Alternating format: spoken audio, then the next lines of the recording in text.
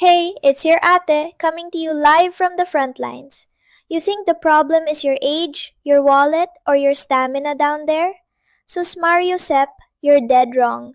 The single biggest mistake you're making with Filipinas isn't a technical failure, but a catastrophic strategic error that's broadcasting to her and every friend in her network that you are a mark, not a man. You've been warned.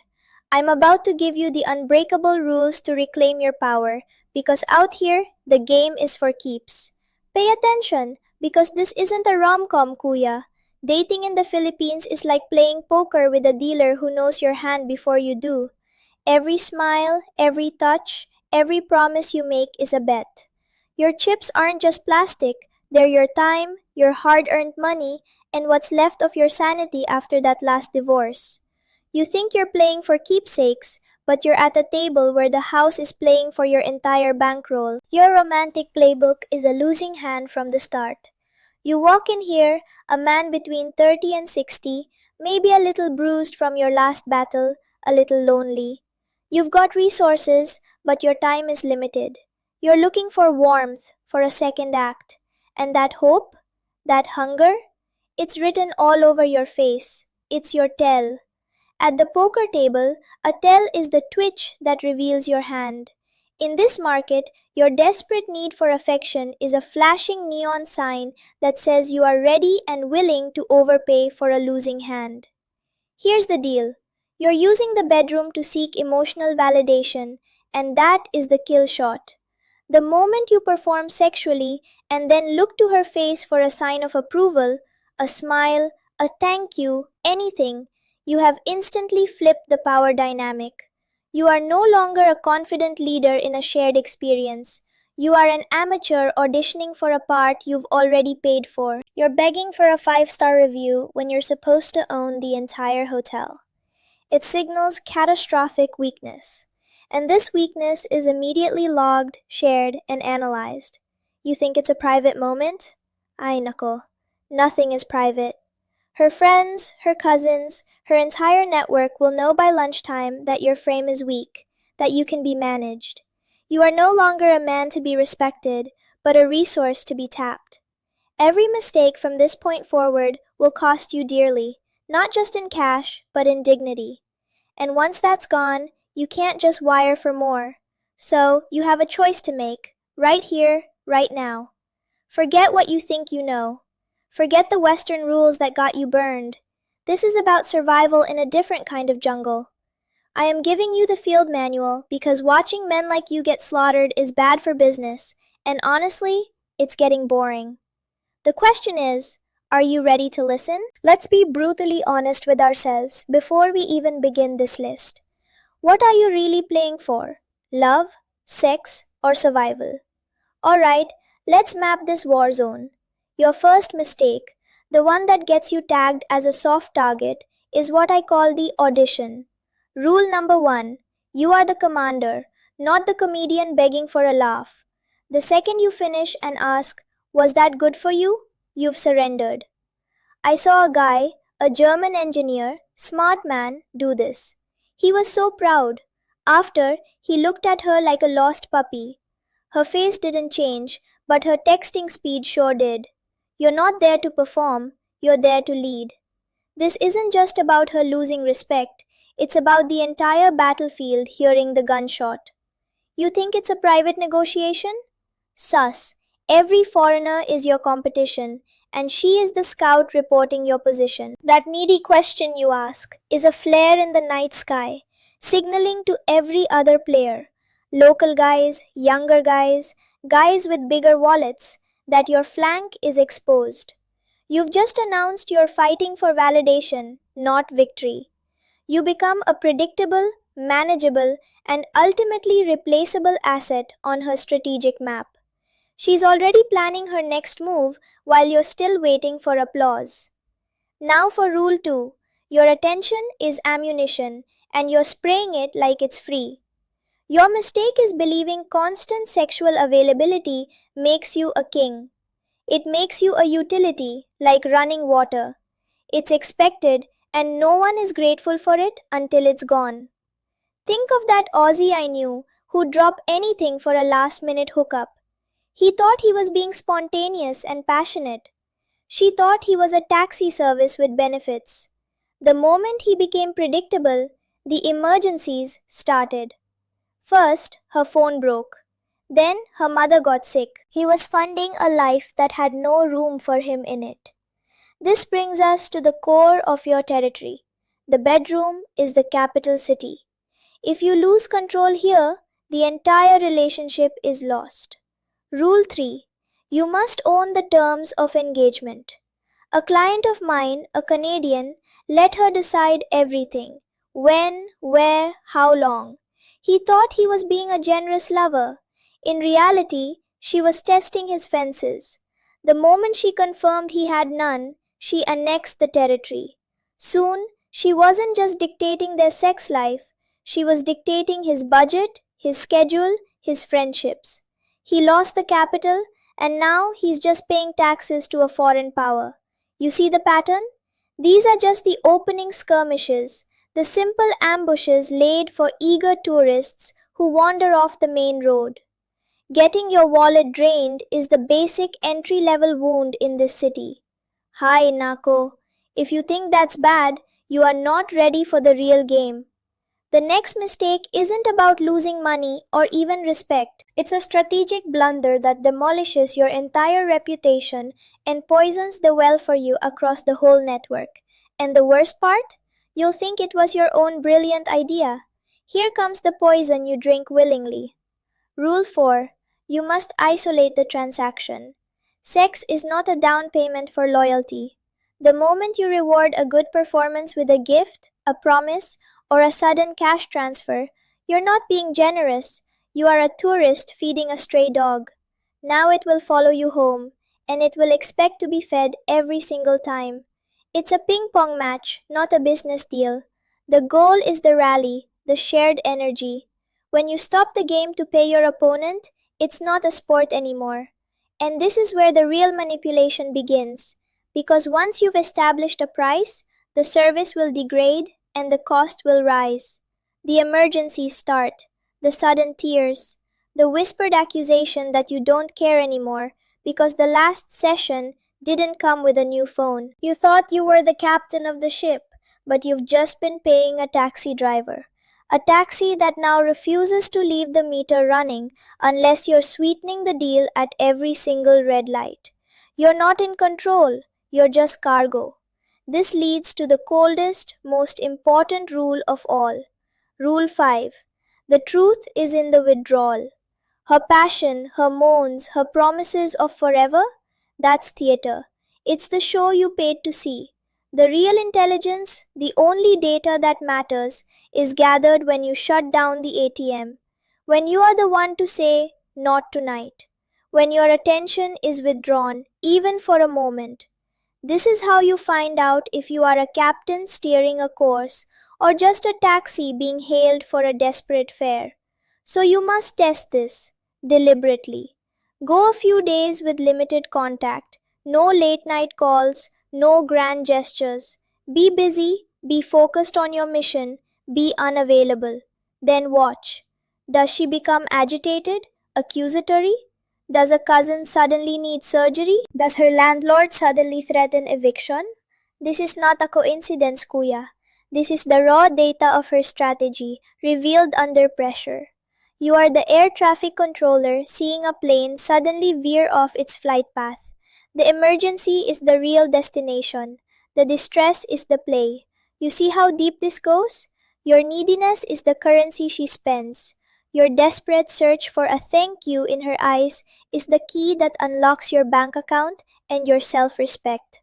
All these tests, all these games, they are fueled by one single thing, your hope.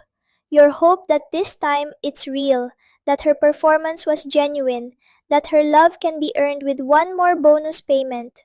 But the game only changes when you stop negotiating with hope. And there's a final, brutal mistake that ensures you never will. And this is the final, fatal mistake, believing the game will change on its own. It won't. Hope is the anesthetic they give you before the amputation. You keep hoping you'll find the one honest player in a crooked house.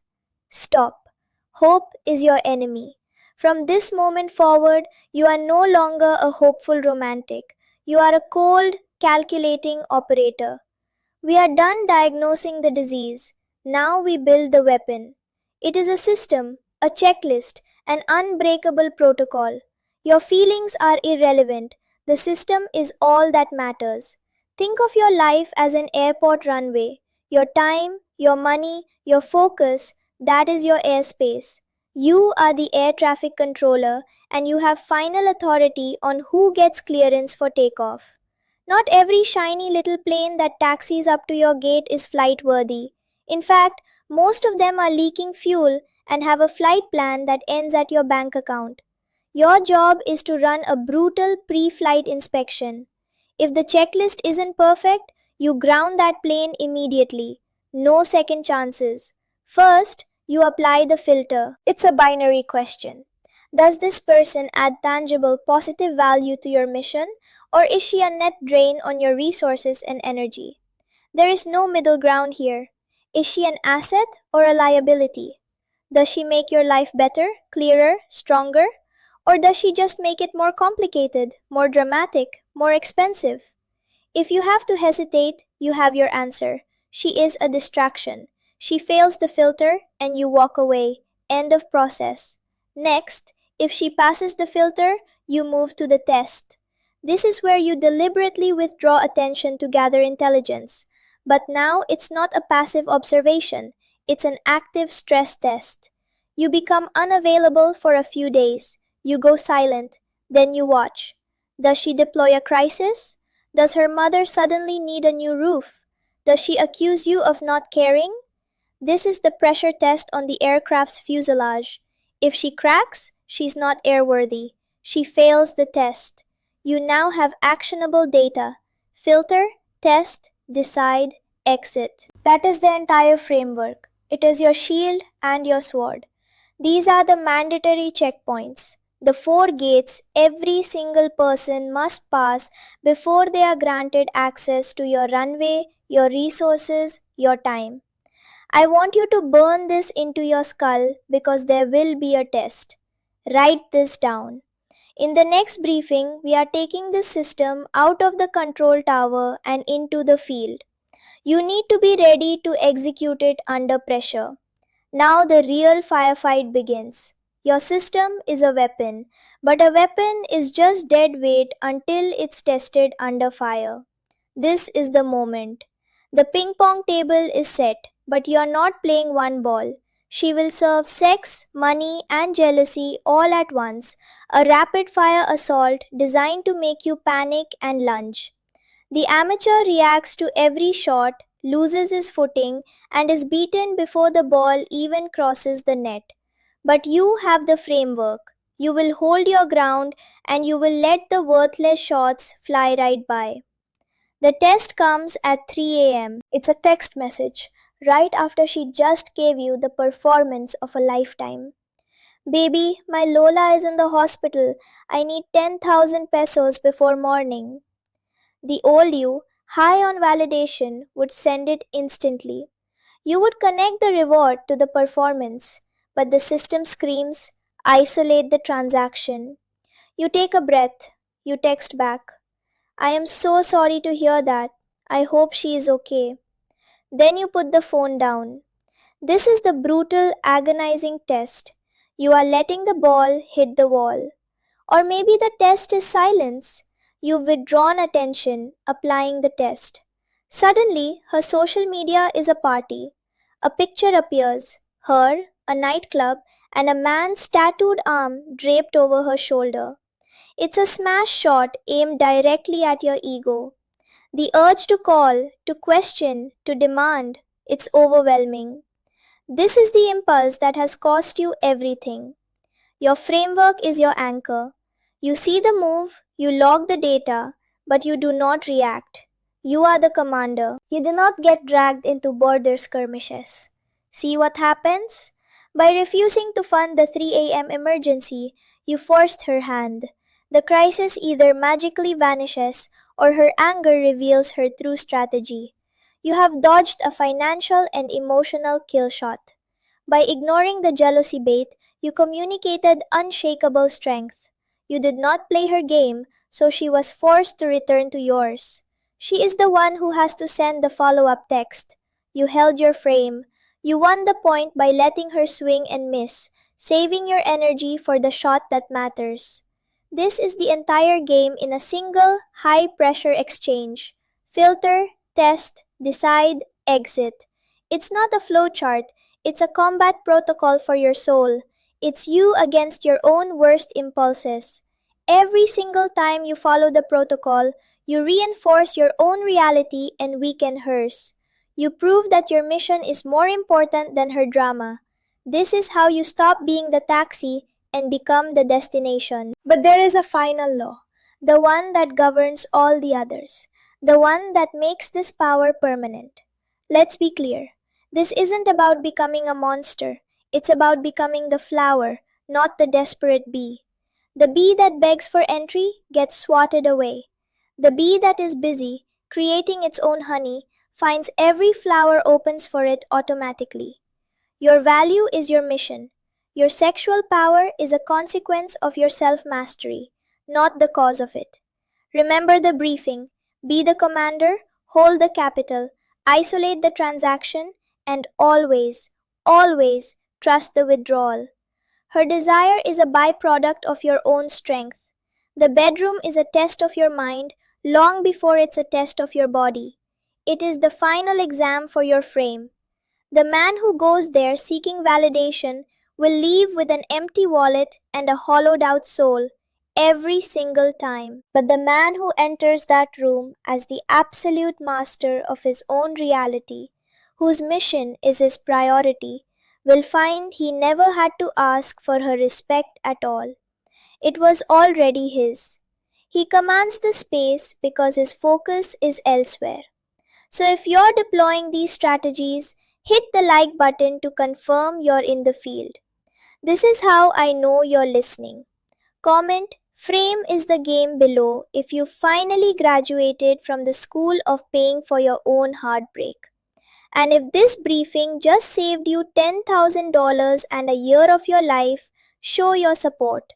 Fund the next mission with the super thanks button. It keeps the intel flowing for the men on the front lines, just like you. Now you have the protocol. In your next encounter, in the next 24 hours, you will hold your frame. You will not ask for feedback. You will not react to her tests. You will be the destination, not the taxi. This is how you win. This is how you survive. Stay sharp, stay sovereign. It's your ate signing off. Now go make yourself the prize.